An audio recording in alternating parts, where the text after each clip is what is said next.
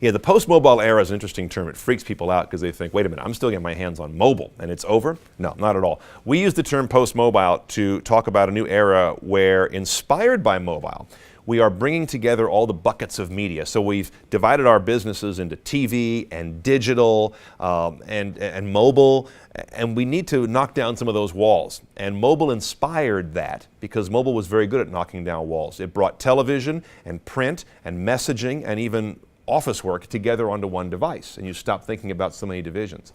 Well, the same sort of DNA suggests that we knock down some other dividers that we have in our life. Our consumers are actually already ahead of us on this. They think less about what does a phone do, what does a tablet do. They all do whatever they want, wherever they have it, when they want to.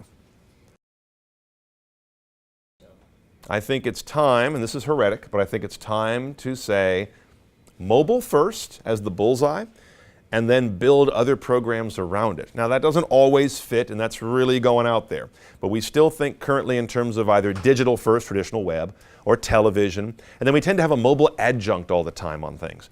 But our consumers are starting to behave differently than that. Mobile is very much the center of their experience, and often it radiates out to television. It radiates, especially to a television on the wall. That's becoming an adjunct device in many cases. It radiates out to the computer browser. I use that sometimes when I really have to get a big screen or do some video editing or play a big game. But they often start and home on mobile. So I don't think it's too soon to say we need to think the same way and to think less about those divisions.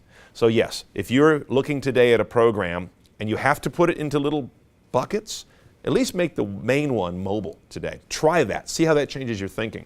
But more importantly, try and knock down a lot of those channel divisions because otherwise you risk being behind the users very soon. Many of them are already ahead of you on that.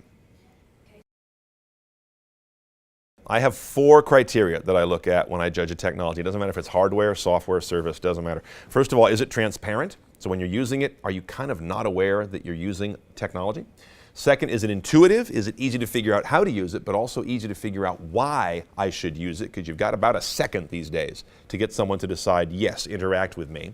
And after that, is it intimate? We have so much data about users, but we're starting to get data about where they're going, not just where they've been. And that starts to know them so well, it's an intimacy relationship, not just a targeting relationship. And fourth, I look for, is it constant? Is it available everywhere on all devices fairly well?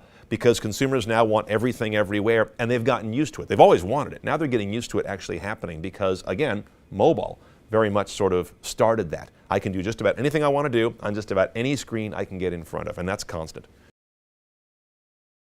Here are 2 or 3 things I'm watching that are frankly wobblers. First of all, the wearable devices, which is smartwatches or fitness bands in the 2 broad categories. One or the other I think is going to be a hit. If the smartwatch is a hit, it may eat the fitness band because it can subsume those functions into the watch. So there's one interesting battle there.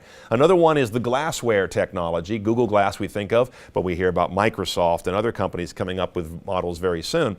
That has a lot of sociological sort of pressures around it. How do we feel about wearing technical glasses? How do I feel about you wearing them and having a camera staring at me all the time? So that's very interesting, as well as will they be really good utilitarian devices? And another area to watch is this whole area of connected car technology. And by that I mean infotainment in the car from the cloud. I think that that's going to be a major hit. It's already starting. But there's a lot of regulatory and safety sort of pullback looming ahead as it becomes more common. And then an adjunct of that is the self-driving or semi-self-driving car, which is not so much a media story, but it does free up the driver to become a media consumer for millions of hours every month, millions of user hours that we can't capture right now. So that's an interesting story for the media space.